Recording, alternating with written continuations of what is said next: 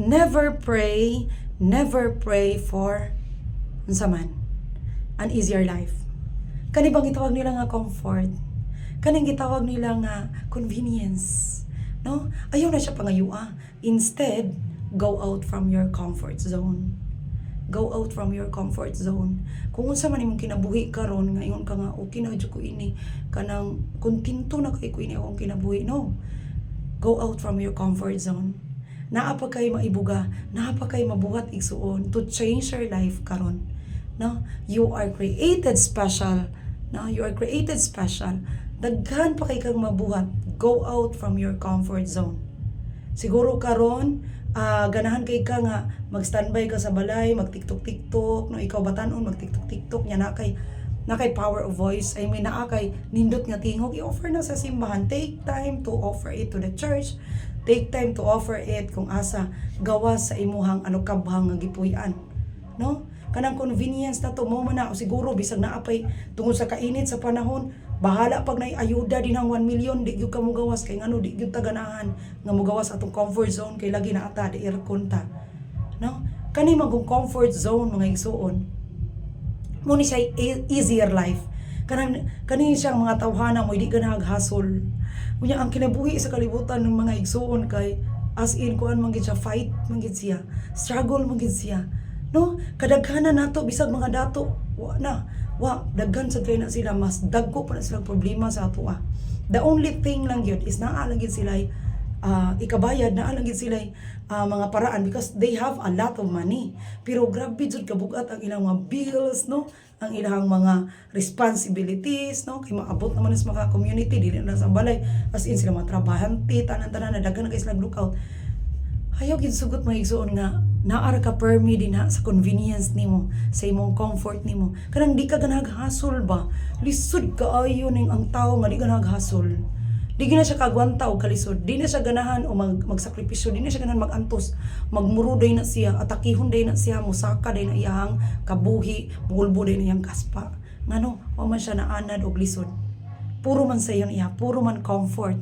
No? So kanipod, eto jo i-check atong kaugalingon labira karon nang grabe ka init unya sakripisyo gid kayo ang pagawas, no? Careful lang gid kayo tanga di kita ma-heat stroke. Pero ang uban grabe og paningkamot may igsuon, bahala labira diri walay tubig, hakot jud tungod kay naay mga hayupan na, no? Kudos gyud no sa mga atong mga construction worker nga bisag init kay nga tanan giantos para sa pamilya, mga riders na to grabe gyud mga JNT riders, mga Shopee Express riders, mga Flash unsa pa nang ubang mga riders dinha. Congratulations gyud ninyo, grabe ka init uy. Unya abot didto kuan lang dili pa gid RTS pa gid nato ang atoang one pait kaysa nga ba no. And kinsa pa mga mananagat piting inita kanang ato ang mga vendors nga bahalag init kayo wala na agid gyapon sila saludo jud tanina no kay they go out from the comfort zone. It's because dili ni sila gustong madato, no, ang ilang makasurvive sila, ang ilang nga di sa sila magpabigat sa ilang pamilya. Mo ni nindot mga igsoon, mo ni nindot di kay magpatara na lang sa kadiya kay init lagi kaayo unya gasalig ra kas pinisyon sa imong amahan. Magpatara ka diya kay imong skincare unya naara kay gisaligan din na gasaligra ka nga hatagan kasi imong bana, gasaligra ka nga naapadadan kasi imong asawa, gasaligra ka naay asawa nimo gawas nga gatrabaho nya di lang pud ka muliho kay ngano kapoy kis nga tanan, init kis nga tanan, ayaw jud sugot igsuon. Kinahanglan ibalanse gyud nimo tanan. Go out from your comfort zone, no? Nahanglan ang imong mindset na agi na permi paasinso para sa imong mga anak, para sa imong mahal sa kinabuhi mga igsoon, dili para madato ta. Ako sa kong kaugalingon ambisyosa kay jud ko, pero dili para madato ko. Para ko makakaon karon tao kita og naa lang tay kwarta ngaron ni magpa-aircon ta. So wala man kita musa ni kausar ka. Ni kita na to sa atong isig katao, mao pa itong pagkita nya nay tuyo maninghag na dayon ta kay ngano galabad atong ulo kay murag tay kwarta. Tinod mo nang giingon jud ni nang kuan fake ash nga walay kwarta maglabad man gid mo ulo. May kwarta man labi ra kapoy kay kadiyag trabaho kadiya nya nagapasarong-sarong masuko jud kaday ngano init kay mo ulo kay ngano wala man kay kwarta nya si daghan gid kang ginahuna O muna kakita kinahanglan maning kamot kita mo go out kita sa atong comfort zone.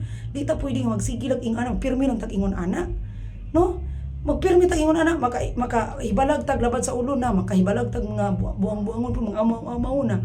Makasala na lang tag dili oras. Muna nga kinahanglan kita mo go out kita sa atong comfort zone mga igsoon. Dili ingon madato ta aron ta ilhon ta nga gamhanan sa kalibutan aron atong malabuan to ato isig katao, no? Dili mao na itong rason para kita mahatag nato ang ato ang maayong kinabuhi sa atong mga anak ug sa atong kinabuhi nga kita mismo makapalita ingani, makapalita ini. Ambot di second na lang siguro nang magpalabaw ta oy kay murag feel na ko di kita masinso ana. Maglabad pa atong ulo paning kamot ana, di kita kalahutay kung ang intention is para malabuan to atong silingang hambugira, atong silingan nga kadakulang tiyan nga sigahubog, ano ba?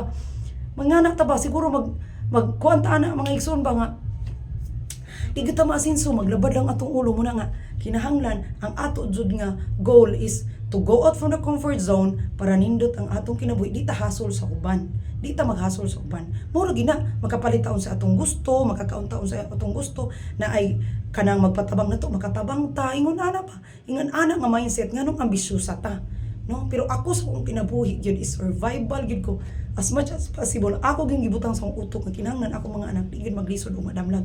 So mauna siya nga grabe gyud akong paningkamot nga tanan na lang jud ako jung gisudlan nga kanang panginabuhi diskarte vlogging, no? Bisag asa de racket here para lang jud mahatagan ako kung sige gusto sa akong anak mahatagan kay kung gusto jud ka nga mobalik na imong anak sa ugma damlag maluoy na nimo ayaw na sila og kanang unsa na kanang ayaw ihingako nila kung mahimo kung naa ka ihatag jud sila kay ngano ugma damlag maluoy gyud na sila nimo kay ngano kabaw man na sila nga giunsa nimo sila.